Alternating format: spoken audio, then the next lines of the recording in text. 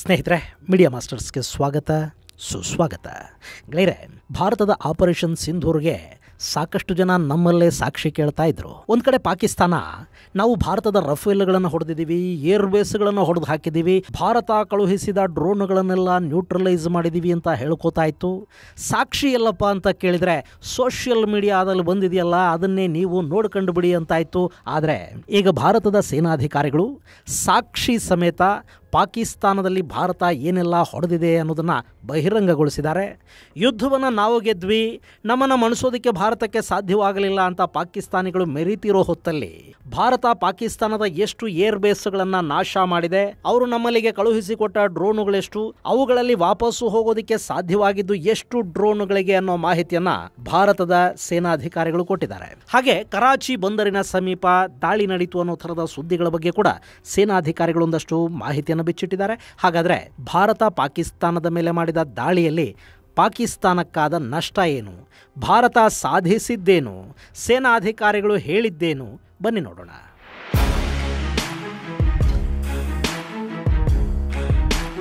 ಗೆಳೆಯರೆ, ಇಲ್ಲಿ ಸೇನಾಧಿಕಾರಿಗಳು ನಡೆಸಿದ ಪತ್ರಿಕಾಗೋಷ್ಠಿ ಮತ್ತು ಅದರಲ್ಲಿ ಅವರು ಬಹಿರಂಗಪಡಿಸಿದ ವಿಷಯಗಳ ಬಗ್ಗೆ ಹೇಳೋದಕ್ಕೂ ಮೊದಲು ನಿಮ್ಮ ಜೊತೆ ಒಂದು ಸಣ್ಣ ಮಾಹಿತಿಯನ್ನು ಹಂಚ್ಕೋಬೇಕಿದೆ.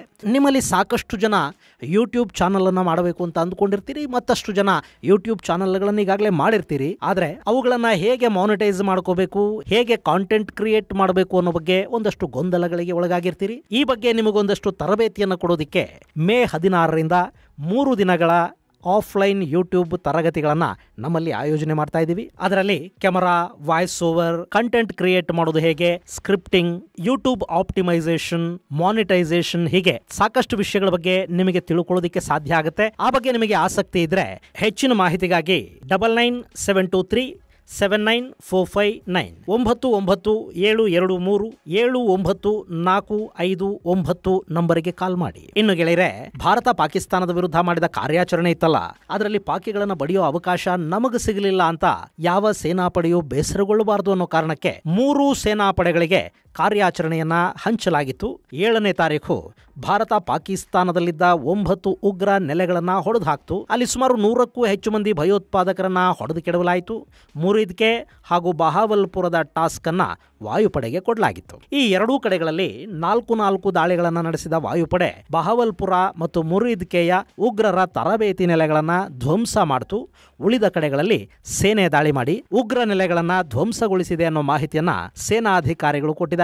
ಇನ್ನು ಅದೇ ದಿನ ರಾತ್ರಿ ಪಾಕಿಸ್ತಾನ ಭಾರತದ ವಿರುದ್ಧ ಶ್ರೀನಗರದಿಂದ ಗುಜರಾತ್ ವರೆಗಿನ ಎಲ್ಲ ಏರ್ ಬೇಸ್ಗಳನ್ನ, ಮಿಲಿಟರಿ ಇನ್ಫ್ರಾಸ್ಟ್ರಕ್ಚರ್ಗಳನ್ನ ಹಾಗೂ ನಾಗರಿಕ ಸ್ಥಳಗಳನ್ನು ಗುರಿಯಾಗಿಸಿಕೊಂಡು UAV ಮತ್ತು ಡ್ರೋನ್ಗಳ ಮೂಲಕ ದಾಳಿ ಮಾಡೋದಕ್ಕೆ ಶುರು ಮಾಡಿತು.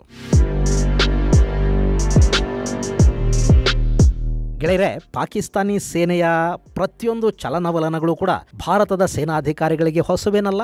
ಪಾಕಿಸ್ತಾನ ಹೇಗೆ ರಿಯಾಕ್ಟ್ ಮಾಡುತ್ತೆ ಅನ್ನೋದರಿಂದ ಹಿಡಿದು ಅವರ ಸೈಕಾಲಜಿಯವರೆಗೆ ಪ್ರತಿಯೊಂದನ್ನು ಭಾರತ ಅರ್ಥ ಮಾಡಿಕೊಂಡಿದೆ. ಹೀಗಾಗಿ ಉಗ್ರರ ನೆಲೆಗಳ ಮೇಲೆ ದಾಳಿ ಮಾಡಿದ ಬೆನ್ನಲ್ಲೇ ಪಾಕಿಸ್ತಾನ ಪ್ರತಿದಾಳಿಯನ್ನು ಮಾಡುತ್ತೆ ಅನ್ನೋದು ಭಾರತಕ್ಕೆ ಗೊತ್ತಿತ್ತು. ಸೊ ಭಾರತೀಯ ಪಡೆಗಳು ಸನ್ನದ್ಧ ಸ್ಥಿತಿಯಲ್ಲಿದ್ವು. ಇನ್ನು ಇದರ ಮಧ್ಯೆ ಭಾರತದ DGMO ಹೇಳ್ತಾ ಇರೋದೇನು ಅಂದ್ರೆ, ಉಗ್ರರ ನೆಲೆಗಳ ಮೇಲೆ ದಾಳಿ ಮಾಡಿದ ಕೂಡಲೇ DGMO ಘಾಯ್ ಅವರು ಪಾಕಿಸ್ತಾನದ DGMOಗೆ ಕಾಲ್ ಮಾಡ್ತಾರೆ. ನಾವು ಪಾಕಿಸ್ತಾನದಲ್ಲಿನ ಉಗ್ರರ ನೆಲೆಗಳನ್ನು ಟಾರ್ಗೆಟ್ ಮಾಡಿಕೊಂಡು ದಾಳಿ ಮಾಡಿ ಬಂದಿದ್ದೀವಿ ಅನ್ನೋ ಮಾಹಿತಿಯನ್ನು ಕೂಡ ಅವರಿಗೆ ಕೊಡ್ತಾರೆ. ಅದೊಂದು ಸಂಪ್ರದಾಯ, ಪ್ರೋಟೋಕಾಲ್ ಅಂತಾರಲ್ಲ, ಹಾಗೆ ನಿಮ್ಮ ನೆಲದ ಉಗ್ರರ ನೆಲೆಗಳ ಮೇಲೆ ನಾವು ದಾಳಿ ಮಾಡಿದ್ದೀವಿ, ಅಲ್ಲಿ ಯಾವುದೇ ನಾಗರಿಕ ಪ್ರದೇಶಗಳನ್ನು ನಾವು ಟಾರ್ಗೆಟ್ ಮಾಡಿಲ್ಲ ಅನ್ನೋ ಮಾಹಿತಿಯನ್ನ ಪಾಕಿಸ್ತಾನದ ಜೊತೆ ಭಾರತ ಹಂಚಿಕೊಳ್ಳುತ್ತೆ. ಆದರೆ ಅವತ್ತು ಪಾಕಿಸ್ತಾನದ DGMO ಭಾರತದ ಅಧಿಕಾರಿಗಳ ಜೊತೆ ಮಾತನಾಡಿದ ರೀತಿ ಹಾಗೂ ವರ್ತಿಸಿದ ಸ್ಟೈಲ್ ಇತ್ತಲ್ಲ, ಅದು ಅತ್ಯಂತ ಅಗ್ರೆಸಿವ್ ಆಗಿತ್ತು. ನಾವು ನಿಮ್ಮ ದಾಳಿಗೆ ಪ್ರತೀಕಾರವನ್ನ ಹೇಳ್ತೀವಿ ಅನ್ನೋ ಥರದ ಧಾಟಿಯಲ್ಲಿ ಅವತ್ತು ಆತ ರಿಯಾಕ್ಷನ್ ಅನ್ನು ಕೊಟ್ಟ. ಆದರೆ ಭಾರತ ಈ ಬಗ್ಗೆ ಹೆಚ್ಚು ತಲೆ ಕೆಡಿಸ್ಕೊಳ್ಳೋದಕ್ಕೆ ಹೋಗಲಿಲ್ಲ. ಭಾರತ ನಿರೀಕ್ಷೆ ಮಾಡಿದ ಹಾಗೇನೆ ಪಾಕಿಸ್ತಾನ ಕಾಶ್ಮೀರದಿಂದ ಗುಜರಾತ್ ವರೆಗಿನ ಅಷ್ಟೂ ಗಡಿಯ ಉದ್ದಕ್ಕೂ ಎಲ್ಲೆಲ್ಲಿ ಏರ್ ಬೇಸ್ಗಳಿವೆ, ಮಿಲಿಟರಿ ಇನ್ಫ್ರಾಸ್ಟ್ರಕ್ಚರ್ಗಳಿವೆ, ಅವುಗಳನ್ನು ಗುರಿಯಾಗಿಸಿಕೊಂಡು UAV, ಡ್ರೋನ್ ಮತ್ತು ಮಿಸೈಲ್ಗಳ ದಾಳಿಯನ್ನು ಶುರು ಮಾಡಿತು. ಆದರೆ ಭಾರತ ಅದಕ್ಕೆ ಹೇಗೂ ತಯಾರಿತು. ಹೀಗಾಗಿ ಈ ಎಲ್ಲ ಡ್ರೋನ್ಗಳು ಹಾಗೂ UAVಗಳನ್ನು ಭಾರತದ ಏರ್ ಡಿಫೆನ್ಸ್ ಸಿಸ್ಟಮ್ ಹೊಡೆದು ಹಾಕ್ತು ಅಂತ ಏರ್ ಮಾರ್ಷಲ್ ಎ.ಕೆ. ಭಾರತಿ ತಿಳಿಸಿದ್ದಾರೆ. ಹೀಗೆ ಭಾರತ ಕಾರ್ಯಾಚರಣೆ ಆರಂಭಗೊಂಡ ದಿನದಿಂದ ಅದು ಮುಕ್ತಾಯಗೊಳ್ಳುವವರೆಗೆ ಪಾಕಿಸ್ತಾನದ ಸುಮಾರು 700ಕ್ಕೂ ಹೆಚ್ಚು ಡ್ರೋನುಗಳನ್ನು ಹೊಡೆದು ಕೆಡವಿದೆ. ಇಲ್ಲಿ ಪಾಕಿಸ್ತಾನ ಕಳುಹಿಸಿದ ಯಾವ ಡ್ರೋನು ಕೂಡ ಇಲ್ಲಿಂದ ವಾಪಸ್ಸು ಹೋಗಿಲ್ಲ. ಅವೆಲ್ಲವನ್ನ ಕೂಡ ಭಾರತದ ಏರ್ ಡಿಫೆನ್ಸ್ ಸಿಸ್ಟಮ್ ನಾಶ ಮಾಡಿದೆ. ಇಲ್ಲಿ ಭಾರತ ಉಗ್ರರ ನೆಲೆಗಳ ಮೇಲೆ ದಾಳಿ ಮಾಡ್ತು. ಅದಕ್ಕೆ ಪ್ರತೀಕಾರ ಹೇಳೋದಕ್ಕೆ ಪಾಕಿಸ್ತಾನ ಭಾರತದ ವಿರುದ್ಧ UAVಗಳಿಂದ ಪ್ರತಿದಾಳಿಯನ್ನು ಮಾಡ್ತು. ಇಷ್ಟಕ್ಕೆ ಸುಮ್ಮನಾದ್ರೆ ಹೇಗೆ? ಭಾರತ ಇದಕ್ಕೊಂದು ಉತ್ತರ ಕೊಡಬೇಕಲ್ಲ. ನಮ್ಮ ಮೇಲೆ ದಾಳಿ ಮಾಡಿದರೆ ನಾವು ನಿಮ್ಮ ಹಿಂದೆ ಬಂದು ಹೊಡೆದು ಹೋಗ್ತೀವಿ ಅನ್ನೋದನ್ನ ಅವರಿಗೆ ತೋರಿಸಲೇಬೇಕಿತ್ತಲ್ಲ. ಹೀಗಾಗಿ ಮರುದಿನ ಪಾಕಿಸ್ತಾನದ ರಡಾರ್ ಹಾಗೂ ಮಿಲಿಟರಿ ಇನ್ಫ್ರಾಸ್ಟ್ರಕ್ಚರ್ಗಳನ್ನು ಭಾರತೀಯ ಪಡೆಗಳು ಉಡಿಸ್ ಮಾಡ್ತಾ ಹೋದವು. ಲಾಹೋರ್ ಹಾಗೂ ಗುರ್ಜನ್ವಾಲಾದ ರಡಾರ್ ಬೇಸ್ಗಳನ್ನು ಭಾರತೀಯ ಪಡೆಗಳು ನಾಶ ಮಾಡಿದ್ವು. ನಮ್ಮ ಕಡೆ ಕಣ್ಣೆತ್ತಿ ನೋಡಿದರೆ ನಿಮ್ಮ ಕಣ್ಣು ಕಿತ್ತು ಬಿಡ್ತೀವಿ ಅನ್ನೋ ಥರದ ಎಚ್ಚರಿಕೆಯನ್ನು ಭಾರತ ಅಲ್ಲಿ ಪಾಕಿಸ್ತಾನಕ್ಕೆ ಕೊಡ್ತು. ಆನಂತರ 8 ಹಾಗೂ 9ನೇ ತಾರೀಕು ರಾತ್ರಿ ಶ್ರೀನಗರದಿಂದ ನಲಿಯಾವರೆಗಿನ ಸಾಕಷ್ಟು ಸೇನಾ ನೆಲೆಗಳನ್ನು, ಸಾರ್ವಜನಿಕ ಆಸ್ತಿಪಾಸ್ತಿಗಳನ್ನು ಗುರಿಯಾಗಿಸಿಕೊಂಡು ಒಂದು ಡ್ರೋನ್ ವೇವ್ ಅನ್ನೇ ಕಳುಹಿಸಿಕೊಡ್ತು ಪಾಕಿಸ್ತಾನ. ಆದರೆ ನಮ್ಮಲ್ಲಿನ ಏರ್ ಡಿಫೆನ್ಸ್ ಸಿಸ್ಟಮ್ ಅದೆಲ್ಲವನ್ನ ಹೊಡೆದು ಕೆಡುತ್ತು. ಅದೇ ದಿನ ರಾತ್ರಿ ಅರಬ್ಬಿ ಸಮುದ್ರದಲ್ಲಿ ನಮ್ಮ ನೌಕಾಪಡೆ ಕರಾಚಿಗೆ ದಿಗ್ಬಂಧನವನ್ನು ಹಾಕೊಂಡು ನಿಂತ್ಕೊಳ್ತು. ಅವರು ಕರಾಚಿಯನ್ನ ಹೊಡೆಯೋದಕ್ಕೆ ಎಲ್ಲ ಸಿದ್ಧತೆಗಳನ್ನು ಮಾಡಿಕೊಂಡು ಅಲ್ಲಿ ನಿಂತಿದ್ರು. INS ವಿಕ್ರಾಂತ್ ಜೊತೆಗೆ 3 ಸಬ್ಮರೀನುಗಳು ಹಾಗೂ ಸಾಕಷ್ಟು ಅಟ್ಯಾಕಿಂಗ್ ವೆಸಲ್ಗಳು ಅರಬ್ಬಿ ಸಮುದ್ರದಲ್ಲಿ ನಿಂತುಕೊಂಡು ಇಡೀ ಅರಬ್ಬಿ ಸಮುದ್ರದ ಕರಾವಳಿಯನ್ನ ಭಾರತೀಯ ನೌಕಾಪಡೆ ತನ್ನ ಹತೋಟಿಗೆ ತಗೊಳ್ತು. ಹಾಗಂತ ನೌಕಾಪಡೆಯ ಅಧಿಕಾರಿ ವೈಸ್ ಅಡ್ಮಿರಲ್ AN ಪ್ರಮೋದ್ ಪತ್ರಿಕಾಗೋಷ್ಠಿಯಲ್ಲಿ ತಿಳಿಸಿದ್ದಾರೆ. ಇನ್ನು ಸದ್ಯಕ್ಕೇನು ಹೊಡೆಯೋದಕ್ಕೆ ಹೋಗಬೇಡಿ ಅಂತ ನೌಕಾಪಡೆಗೆ ತಿಳಿಸಲಾಗಿತ್ತು. ಇಲ್ಲಿ ಭಾರತ ಪಾಕಿಸ್ತಾನದ ಡ್ರೋನ್ ವೇವ್ಗೆ ಉತ್ತರ ಕೊಡೋ ಕೆಲಸವನ್ನು ಮಾಡಬೇಕಿತ್ತಲ್ಲ. ಏರ್ ಬೇಸ್ಗಳನ್ನು ಟಾರ್ಗೆಟ್ ಮಾಡಿ ಅವರು ಡ್ರೋನ್ ಅನ್ನು ಕಳುಹಿಸಿದ್ರೆ ಸುಮ್ಮನೆ ಇರೋಕ್ಕಾಗತ್ತಾ?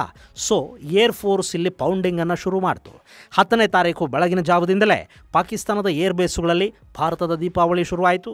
ಇಸ್ಲಾಮಾಬಾದ್ನ ಚಕ್ಲಾಲಾ, ರಫೀಕಿ, ರಹೀಮ್ ಯಾರ್ ಖಾನ್, ಸರ್ಗೋದಾ, ಮುರೀದ್, ಸುಕೂರ್ ಸೇರಿದ ಹಾಗೆ ಸಾಕಷ್ಟು ಏರ್ ಬೇಸ್ಗಳನ್ನು, UAV ಬೇಸ್ಗಳನ್ನು, ಲಾಂಚ್ ಪ್ಯಾಡ್ಗಳನ್ನು, ಕಂಟ್ರೋಲ್ ಬೇಸ್ ಹಾಗೂ ರಡಾರ್ಗಳನ್ನು ಭಾರತ ಹೊಡೆದು ಕೆಡುತ್ತು. ಗೆಳೆಯರೆ, ಪಾಕಿಸ್ತಾನದಲ್ಲಿ ತರಬೇತಿ ಏರ್ ಬೇಸ್ಗಳು, ಲಾಜಿಸ್ಟಿಕ್ ಏರ್ ಬೇಸ್ಗಳನ್ನು ಬಿಟ್ಟು ಆಪರೇಷನಲ್ ಹಾಗೂ ಫಾರ್ವರ್ಡ್ ಏರ್ ಬೇಸ್ಗಳು ಅಂತ ಪೂರ್ಣ ಪ್ರಮಾಣದ ಏರ್ ಬೇಸ್ಗಳು ಸುಮಾರು 12 ಇವೆ. ಅವುಗಳ ಪೈಕಿ 8 ಭಾರತ ಪುಡಿ ಮಾಡಿತು. ಚಕ್ಲಾಲಾ ಅನ್ನೋದು ಇಸ್ಲಾಮಾಬಾದ್ನ ಸಮೀಪ ಇದೆ. ಅಲ್ಲಿವರೆಗೆ ಭಾರತ ಹೋಯ್ತು ಅನ್ನೋ ವಿಷಯವನ್ನ ಏರ್ ಮಾರ್ಷಲ್ ಎ.ಕೆ. ಭಾರತಿ ತಿಳಿಸಿದ್ದಾರೆ. ಗೆಳೆಯರೆ, ಇಲ್ಲಿ ಇಸ್ಲಾಮಾಬಾದ್ ಮೇಲೆ ದಾಳಿ ಮಾಡಿದರ ಜೊತೆಗೆ ರಾವಲ್ಪಿಂಡಿಯ ಏರ್ ಬೇಸ್ ಮೇಲೆ ಕೂಡ ದಾಳಿ ಆಯಿತು. ನೋಡಿ, ಪಾಕಿಸ್ತಾನಿಗಳ ಎದೆಯಲ್ಲಿ ಭಯ ಹುಟ್ಟಿದ್ದೆ ಆಗ. ಪಿಂಡಿಯಲ್ಲಿನ ಮಿಲಿಟರಿ ಮುಖ್ಯ ಕಚೇರಿಯನ್ನ ಭಾರತ ಗುರಿಯಾಗಿಸಿಕೊಂಡು ಬಿಟ್ರೆ ಗತಿ ಏನು ಅನ್ನೋ ಭಯ ಅದು. ಅಲ್ಲಿ ಯಾರೋ ಸಾಯ್ತಾರೆ ಅನ್ನೋದಕ್ಕಿಂತ ಹೆಚ್ಚಾಗಿ ಅಂತಾರಾಷ್ಟ್ರೀಯ ಮಟ್ಟದಲ್ಲಿ ಪಾಕಿಸ್ತಾನ ಸಂಪೂರ್ಣವಾಗಿ ಬೆತ್ತಲಾಗ್ತಾ ಇತ್ತು.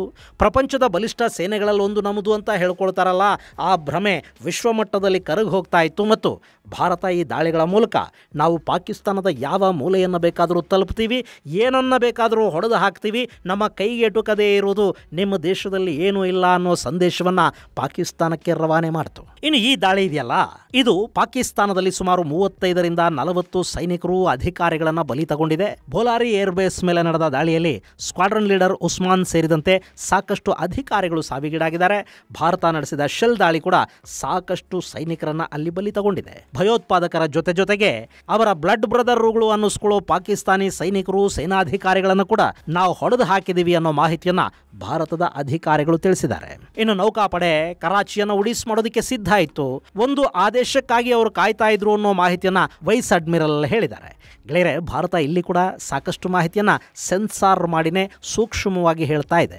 ಮಾಧ್ಯಮಗಳಿಗೆ ಎಷ್ಟು ಬೇಕೋ ಅಷ್ಟು ಮಾಹಿತಿಯನ್ನು ಮಾತ್ರ ಅವರು ಕೊಡ್ತಾ ಇದ್ದಾರೆ. ಪಾಕಿಸ್ತಾನದ ಸಂಭ್ರಮ, ಸುಳ್ಳು ಸುದ್ದಿಗಳ ಮಹಾಪೂರ, ನಮ್ಮಲ್ಲಿನ ಕೆಲವರ ಕುಹಕ, ಹೊಟ್ಟೆ ಉರಿ, ಇವೆಲ್ಲವುಗಳಿಗೆ ಕಪಾಳಕ್ಕೆ ಹೊಡೆಯೋದಕ್ಕೆ ಎಷ್ಟು ಮಾಹಿತಿ ಕೊಡಬೇಕಿತ್ತೋ ಅಷ್ಟನ್ನು ಮಾತ್ರ ನಮ್ಮ ಸೇನಾಧಿಕಾರಿಗಳು ಕೊಟ್ಟಿದ್ದಾರೆ. ಎಲ್ಲವನ್ನ ಹೇಳೋದಕ್ಕೆ ಅವರೇನು ರಾಜಕಾರಣಿಗಳಲ್ಲವಲ್ಲ. ಇನ್ನು ಆಪರೇಷನ್ಗೆ ಬಳಸಿದ ಆಯುಧಗಳ ಬಗ್ಗೆ ಅವರು ಮಾಹಿತಿಯನ್ನು ಕೊಡೋದಕ್ಕೆ ಹೋಗಿಲ್ಲ. ಬ್ರಹ್ಮೋಸ್ ಬಳಕೆ ಬಗ್ಗೆ ಹೇಳಿಲ್ಲ. ಯಾವ ಯುದ್ಧ ವಿಮಾನಗಳನ್ನು ಭಾರತ ಎಲ್ಲೆಲ್ಲಿ ಬಳಕೆ ಮಾಡ್ತು ಅನ್ನೋ ಮಾಹಿತಿಯನ್ನು ಕೂಡ ಕೊಟ್ಟಿಲ್ಲ. ಚೈನಾ ಆಯುಧಗಳ ವೈಫಲ್ಯದ ಬಗ್ಗೆ, ಪಾಕಿ ಸೇನೆಯ ಅವಿವೇಕದ ಬಗ್ಗೆ, ಇದ್ಯಾವುದರ ಬಗ್ಗೆಯೂ ಹೆಚ್ಚಿನ ಮಾಹಿತಿಯನ್ನು ಹೇಳೋದಕ್ಕೆ ಹೋಗಿಲ್ಲ. ಯಾಕೆಂದ್ರೆ ಅದನ್ನೆಲ್ಲ ಕಟ್ಕೊಂಡು ಭಾರತದ ಜನಕ್ಕಾಗಬೇಕಾಗಿರೋದು ಏನೂ ಇಲ್ಲ. ಇನ್ನು ಅಲ್ಲಿ ಕೂತಿದ್ದವರು ಸೇನಾಧಿಕಾರಿಗಳು. ಹೀಗಾಗಿ ತೂಕ ತಪ್ಪುವ ಮಾತೇ ಅಲ್ಲಿರಲಿಲ್ಲ. ಅಲ್ಲಿ ಪಾಕಿಸ್ತಾನದ ಮೇಲೆ ಭಾರತ ದಾಳಿ ಮಾಡಿದ್ರಿಂದ ಪಾಕಿಗಳಿಗುಂಟಾದ ನಷ್ಟ ಎಷ್ಟು, ಭಾರತದ ವೀರ ಯೋಧರು ಅಂದುಕೊಂಡ ಕೆಲಸವನ್ನ ಎಷ್ಟು ನಿರ್ದಿಷ್ಟವಾಗಿ ಅಚ್ಚುಕಟ್ಟಾಗಿ ಮಾಡಿ ಮುಗಿಸ್ತಾರೆ ಅನ್ನೋ ಮಾಹಿತಿಯನ್ನು ಮಾತ್ರ ಭಾರತದ ಜನಕ್ಕೆ ತಲುಪಿಸುವ ಒಂದು ಅಧಿಕೃತ ಕೆಲಸ ನಡಿಬೇಕಿತ್ತು. ಅದನ್ನ ಭಾರತೀಯ ಸೇನಾಧಿಕಾರಿಗಳು ಮಾಡಿದ್ದಾರೆ. ಅವರು ಎಲ್ಲೂ ಕೂಡ ಪಾಕಿಸ್ತಾನದ ಅವಿವೇಕಿಗಳ ಹಾಗೆ ನಾಲಿಗೆಯ ಮೇಲಿನ ಹಿಡಿತ ಕಳ್ಕೊಳ್ಳದೆ ಸಮಚಿತ್ತದಿಂದ ಎಷ್ಟು ಮಾಹಿತಿಯನ್ನ ಸೇನಾಧಿಕಾರಿಯೊಬ್ಬರು ಹೇಳಬಹುದೋ ಅಷ್ಟನ್ನು ಮಾತ್ರ ಹೇಳಿದ್ದಾರೆ. ಜೊತೆಗೆ ಪಾಕಿಸ್ತಾನ ಮುಂದಿನ ದಿನಗಳಲ್ಲಿ ಬಾಲ ಬಿಚ್ಚಿದ್ರೆ ಅದಕ್ಕೂ ನಾವು ಸರಿಯಾದ ಪ್ರತ್ಯುತ್ತರವನ್ನ ಕೊಡ್ತೀವಿ ಅನ್ನೋ ಮಾತನ್ನ ಹೇಳೋದಕ್ಕೆ ಈ ಸೇನಾಧಿಕಾರಿಗಳು ಮರ್ತಿಲ್ಲ. ಇನ್ನು ಈ ಪತ್ರಿಕಾಗೋಷ್ಠಿ ಪಾಕಿಸ್ತಾನದಲ್ಲಿ ಏನೆಲ್ಲ ಮಾಡುತ್ತೋ ಗೊತ್ತಿಲ್ಲ, ಆದ್ರೆ ಭಾರತದಲ್ಲಿ ಕೆಲವರ ನಿದ್ದೆಗೆಡಿಸುತ್ತೆ ಅನ್ನೋದ್ರಲ್ಲಿ ಮಾತ್ರ ಎರಡು ಮಾತಿಲ್ಲ. ಇನ್ನು ಇದೆಲ್ಲದರ ನಡುವೆ ನಿಮಗೆ ಇನ್ನೊಂದು ಮಾತನ್ನು ಕೂಡ ಹೇಳಬೇಕು. ಇವತ್ತು ಭಾರತದಲ್ಲಿ ಬ್ರಹ್ಮೋಸ್ ಮಿಸೈಲ್ ತಯಾರಿಕಾ ಘಟಕ ಉತ್ತರ ಪ್ರದೇಶದಲ್ಲಿ ಉದ್ಘಾಟನೆ ಆಗಿದೆ. ಆ ಸಂದರ್ಭದಲ್ಲಿ ಮಾತನಾಡ್ತಾ ಉತ್ತರ ಪ್ರದೇಶದ ಮುಖ್ಯಮಂತ್ರಿ ಯೋಗಿ ಆದಿತ್ಯನಾಥ್ ಬ್ರಹ್ಮೋಸ್ನ ತಾಕತ್ತೇನು ಅನ್ನೋದು ನಿಮಗೆ ಗೊತ್ತಾಗಬೇಕು ಅಂದ್ರೆ ಹೋಗಿ ಪಾಕಿಸ್ತಾನವನ್ನ ಕೇಳಿ ಅಂತ ಹೇಳಿದ್ದಾರೆ. ಆ ಮೂಲಕ ಪಾಕಿಸ್ತಾನದ ಏರ್ ಬೇಸ್ಗಳ ಮೇಲೆ ನಡೆದ ದಾಳಿ ಇತ್ತಲ್ಲ, ಅದಕ್ಕೆ ಬಳಕೆಯಾಗಿದ್ದು ಬ್ರಹ್ಮೋಸ್ ಅನ್ನೋದನ್ನ ಸೂಚ್ಯವಾಗಿ ತಿಳಿಸಿದ್ದಾರೆ. ಇನ್ನು ಇದರ ಜೊತೆ ಭಾರತದ ಪ್ರಧಾನಿ ನರೇಂದ್ರ ಮೋದಿ ಆಪರೇಷನ್ ಸಿಂಧೂರ ಪೂರ್ಣಗೊಂಡಿಲ್ಲ, ಅದು ನಿಂತಿಲ್ಲ ಅನ್ನೋ ಮಾತನ್ನು ಹೇಳಿದ್ದಾರೆ. ಜೊತೆಗೆ ಗಡಿಯಲ್ಲಿ ಯಾವ ಕ್ಷಣಕ್ಕೆ ಯಾವ ನಿರ್ಧಾರವನ್ನ ತಗೋಬೇಕೋ ಆ ನಿರ್ಧಾರಗಳನ್ನ ತಗೊಳ್ಳೋದಕ್ಕೆ ಸೇನೆಗೆ ಸಂಪೂರ್ಣ ಸ್ವಾತಂತ್ರ್ಯವನ್ನು ಕೊಡಲಾಗಿದೆ ಅನ್ನೋ ಮಾತುಗಳನ್ನು ಹೇಳಿದ್ದಾರೆ. ಹಾಗೆ ಭಾರತದ ಮೇಲೆ ಯಾವುದೇ ಭಯೋತ್ಪಾದಕ ದಾಳಿ ಇನ್ನು ಮುಂದೆ ನಡೆದರೂ ಆ ಉಗ್ರರ ದಾಳಿಯನ್ನ ಆಕ್ಟ್ ಆಫ್ ವಾರ್ ಅಂತ ಭಾರತ ಪರಿಗಣಿಸುತ್ತೆ. ಈಗ ಪಾಕಿಸ್ತಾನಕ್ಕೆ ಯಾವ ಮಟ್ಟದ ಉತ್ತರ ಸಿಕ್ಕಿದೆಯೋ ಅದೇ ಥರದ ಉತ್ತರ ಇನ್ನು ಮುಂದೆ ಕೂಡ ಸಿಗ್ತಾ ಹೋಗುತ್ತೆ. ಮತ್ತು ಗಡಿ ಆಚೆಯಿಂದ ಪಾಕಿಸ್ತಾನ ಗುಂಡು ಹಾರಿಸಿದ್ರೆ ಗಡಿಯ ಈಚೆಯಿಂದ ಶೆಲ್ಗಳನ್ನ ಹೊಡಿರಿ, ಅವರು ಮಿಷನ್ ಗನ್ ಬಳಸಿದ್ರೆ ನೀವು ಆರ್ಟಿಲರಿ ಗನ್ಗಳನ್ನೇ ಬಳಸಿ ಎಷ್ಟು ಗುಂಡು ಹಾರಿಸಿದ್ರಿ ಅನ್ನೋ ಬಗ್ಗೆ ನಿಮ್ಮನ್ನ ಯಾರು ಲೆಕ್ಕ ಕೇಳೋದಿಲ್ಲ ಅನ್ನೋದನ್ನು ಕೂಡ ಪ್ರಧಾನಿ ನರೇಂದ್ರ ಮೋದಿ ಸೇನಾಧಿಕಾರಿಗಳಿಗೆ ತಿಳಿಸಿದ್ದಾರೆ. ಹೀಗಾಗಿ ಭಾರತೀಯ ಸೇನೆಗೆ ಗಡಿಯಲ್ಲಿ ಸಂಪೂರ್ಣ ಸ್ವಾತಂತ್ರ್ಯ ಇದೆ. ಇನ್ನು ಮುಂದೆ ಪಾಕಿಸ್ತಾನ ಏನೇ ಮಾಡಿದ್ರು ಅದಕ್ಕೆ ತಕ್ಕ ಪ್ರತ್ಯುತ್ತರವನ್ನ ಭಾರತ ಕೊಡುತ್ತೆ. ಜೊತೆಗೆ ನಾಳೆ ನಡೆಯಲಿರುವ ಮೀಟಿಂಗ್ ಕೂಡ DGMO ಅಂದ್ರೆ director general of military operations ಇದಾರಲ್ಲ ಅವರ ನಡುವಿನ ಮಾತುಕತೆ ಆಗಿರುತ್ತೆ ಹೊರತು ಭಾರತದ ರಾಜತಾಂತ್ರಿಕರ ಜೊತೆಗಿನ ಮಾತುಕತೆ ಅದಾಗಿರೋದಿಲ್ಲ. ಹಾಗೆ ಈಗ ನಿಂತಿರೋದು ಬಂದೂಕು ಹಾಗೂ ಮಿಸೈಲುಗಳ ಸದ್ದು ಮಾತ್ರ. ಸಿಂಧು ನದಿ ನೀರಿನ ಒಪ್ಪಂದದ ರದ್ದಿರಬಹುದು, ಪಾಕಿಸ್ತಾನದ ಜೊತೆ ಭಾರತ ಯಾವುದೇ ವ್ಯಾಪಾರ ವಹಿವಾಟುಗಳನ್ನ ಮಾಡೋದಿಲ್ಲ ಅನ್ನೋದಿರಬಹುದು, ಏರ್ ಸ್ಪೇಸ್ ಇರಬಹುದು, ಪಾಕಿಸ್ತಾನದ ನೌಕೆಗಳಿಗೆ ಭಾರತೀಯ ಬಂದರುಗಳಲ್ಲಿ ಪ್ರವೇಶ ಕೊಡೋದಿಲ್ಲ ಅನ್ನೋದಿರಬಹುದು, ಪಾಕಿಸ್ತಾನದ ಯಾವುದೇ ವಸ್ತುಗಳನ್ನು ಭಾರತ ಆಮದು ಮಾಡಿಕೊಳ್ಳೋದಿಲ್ಲ ಅನ್ನೋದಿರಬಹುದು, ಪಾಕಿಸ್ತಾನಕ್ಕೆ ಯಾವ ವಸ್ತುವನ್ನು ಕಳುಹಿಸೋದಿಲ್ಲ, ಔಷಧಗಳ ರಫ್ತನ್ನು ಕೂಡ ನಿಲ್ಲಿಸ್ತೀವಿ ಅನ್ನೋದಿರಬಹುದು. ಇದು ಯಾವುದರಲ್ಲೂ ಕೂಡ ಸರ್ಕಾರ ಯಾವ ಬದಲಾವಣೆಯನ್ನು ತಂದಿಲ್ಲ, ಅವೆಲ್ಲ ಹಾಗೆ ಇರುತ್ತವೆ. ಆದರೆ ಗಡಿಯಲ್ಲಿ ಹಾರುವ ಗುಂಡುಗಳ ಸದ್ದು ಮಾತ್ರ ಸದ್ಯದ ಮಟ್ಟಿಗೆ ನಿಂತಿದೆ. ಪಾಕಿಸ್ತಾನ ಮತ್ತೆ ಬಾಲ ಬಿಚ್ಚಿದ್ರೆ ಅದು ಮತ್ತೆ ಕೂಡ ಮುಂದುವರಿಯುವ ಸಾಧ್ಯತೆ ಇರುತ್ತೆ. ಇದು ಗೆಳೆಯರೆ ಸೇನಾಧಿಕಾರಿಗಳ ಪತ್ರಿಕಾಗೋಷ್ಠಿಗೆ ಸಂಬಂಧಪಟ್ಟ ಒಂದಷ್ಟು ಮಾಹಿತಿ. ಮುಂದಿನ ಸಂಚಿಕೆಯಲ್ಲಿ ಮತ್ತಷ್ಟು ವಿಶೇಷಗಳ ಜೊತೆ ಮತ್ತೆ ಭೇಟಿಯಾಗೋಣ. ಅಲ್ಲಿವರೆಗೆ ಜೈ ಹಿಂದ್, ಜೈ ಕರ್ನಾಟಕ.